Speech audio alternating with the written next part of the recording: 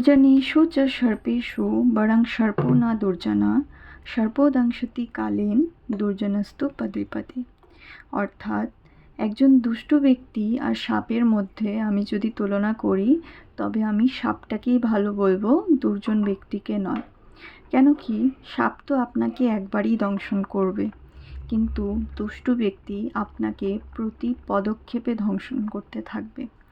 এজন্য দুষ্টু ব্যক্তি যদি জ্ঞানীও হয় তবু এদের বর্জন করাই উচিত। কথাগুলো আমার নয়, কথাগুলো হলো আচার্য চাণক্যের। আর আমাদের প্রত্যেকের জীবনেই এরকম কিছু না কিছু ঘটনা জড়িয়ে রয়েছে। আমিও বা ব্যতিক্রম বই কি, আমারও একই অবস্থা। আমি এক সময় আমার একজন পরিচিত লোককে সাহায্য করেছিলাম, কিন্তু কথা এটা নয়, কথা হলো যে সে আমাকে আগেও একবার বেইমানি করেছে।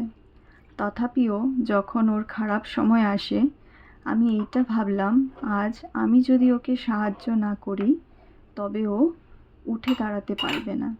তাই আমি কিছু সাত পাঁচ না ভেবে ওকে সাহায্য করলাম, কিন্তু পর মুহূর্তেই ও যখন সুযোগ পায় আমাকে আরও বাজেভাবে ক্ষতি করার চেষ্টা করে। এই ঘটনা থেকে আমি একটা জিনিসই শিখলাম যে the universe will put you in the same situation again and again until you learn from it. অর্থাৎ সময় আপনার সামনে একই ঘটনা বারবার উপস্থাপন করতে থাকবে যতক্ষণ পর্যন্ত না আপনি সেটা থেকে সঠিক লেসনটা শিখে না নিন। আমি যদি আজ প্রথমবারই সেই লেসনটা শিখে নিতাম, হয়তো দ্বিতীয়বার আমার একই সিচুয়েশনে পড়তে হতো না। তাই এখন থেকে আমি আচার্য চাণক্যের এই কথাটা প্রতি মুহূর্তে মনে রাখি।